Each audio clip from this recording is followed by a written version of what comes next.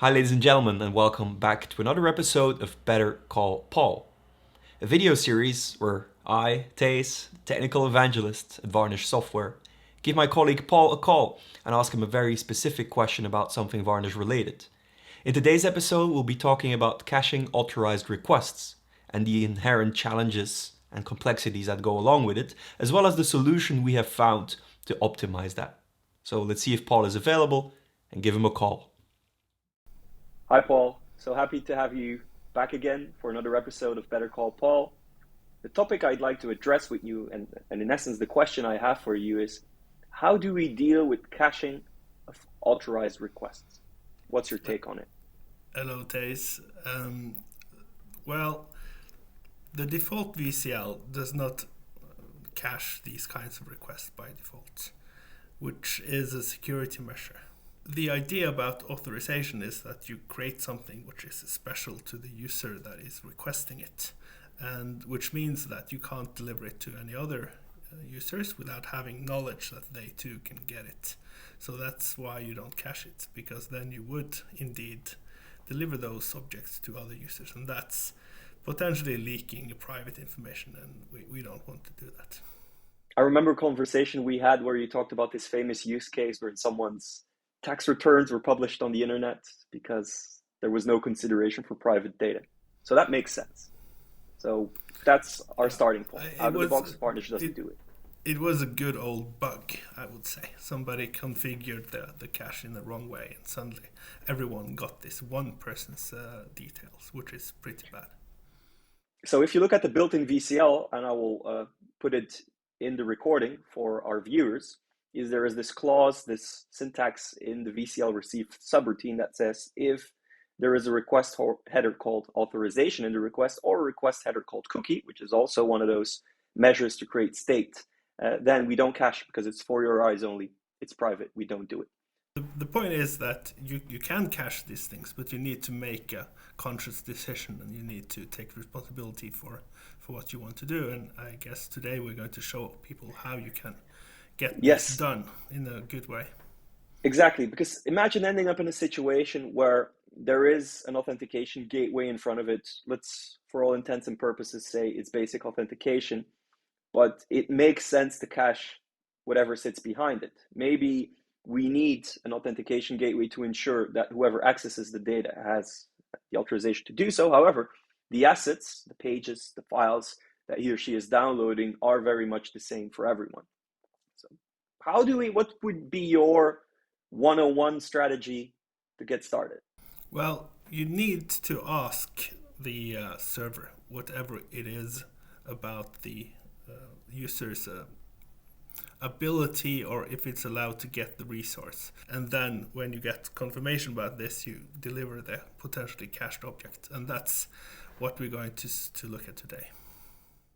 But simply adding the authorization header to the caching hash doesn't really get you that far, right? Can you elaborate on that? That's a good point. If you just add the authorization header, which contains both the username and the password, to the hash, then you'll get a cache copy for every user that requests the object, and you don't want that. You want to have one copy, and for this to be safe, you need to know that all of the special users will get the same special content and not something which is private to the user. And then you can ask first, is this user authorized? And then when it is, you fetch or deliver the cached object. And you can do that, as we will see in the example, using a head request. Enough beating around the bush. Let's show the VCL to the users. So this script, this, what is it, 64-line script is what we're going to go over and show you how we can make caching authorized resources a lot more efficient. So the trick, the gist of it is, whenever we receive an authorization header, and it's a GET request, so we're trying to retrieve an asset, be it a page, an image, a file, we will first do a pre-flight authorization check. Can you walk us through that part, Paul? Yeah, so in VCL receive, you initialize this vmode HTTP context, and in this case there's this strange zero there in HTTP init, which means that you use the zero slot for creating a asynchronous or synchronous HTTP call. And in this case, you ask yourself. So you loop back the request on Varnish again with a head instead of a get. And it's this head request which answers the question, essentially. Yeah, the trick around that head call is we just want to authorize. We don't want to get any data. So the reason we use a head, because a head is nothing more than a get without the payload. We don't care about the payload. We just want to know, is this user authorized? So that's why it's a head and not a regular get. We do this request to ourselves. That's also very interesting. And I think that's part of the question, why is this efficient? We're not asking upon every request. We're not connecting to the backend server every single time, because that would reduce our efficiency. We're asking ourselves. And if we don't have the answer to the question, we will fetch it from the backend, which means whatever comes back in terms of response to that authorization request, which is very lightweight, will be cached. So we will either be caching the fact that the user is allowed or not allowed. Yes. And that's where the value lies. For this particular resource. So every time you ask for a resource with a new user, you need to check if that user has access to that resource. Having said that, we do need to alter the hash, and we do need to include the authorization header. Whereas in the initial discussion we said, well, adding the authorization header to the caching hash defeats the purpose. In this case, we do need it. Yes, because we're only asking the question, can this client get this particular resource? And that's a much smaller object than having multiple copies of the big object, which is the actual object that the user wants to So that means when the user does the authorization check, we will store a separate object in the cache purely for the sake of authorization, which, based on what we're seeing here, is a 200 when everything's fine, and then another status code when it's not.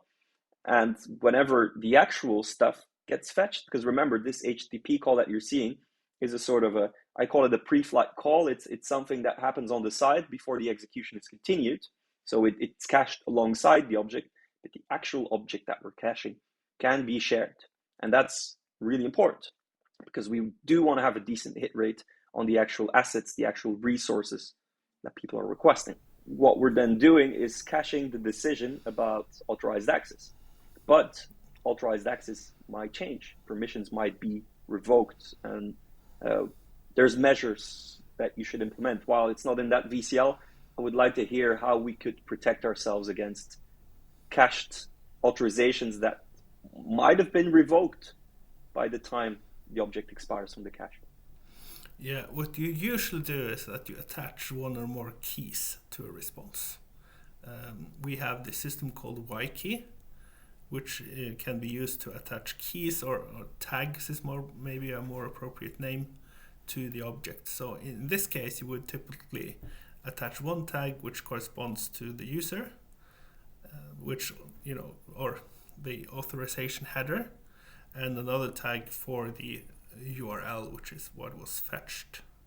And then if you wanted to either invalidate all of the answers to can this user fetch an object, then you would invalidate that key, and any object in the cache specifying that a particular user can or cannot get a particular request would be removed from the cache, and then you would have to ask the backend again if this particular user can get that specific resource or any other resource. And it is important to realize that while most of this VCL is plug and play, you just put it in front of, put this cache in front of your server, and most of it will work out of the box. You do need to hook in those cache invalidations using those keys that you just referred to some kind of logic to trigger it, because otherwise there is no way for us to know when to invalidate what, and that's also important.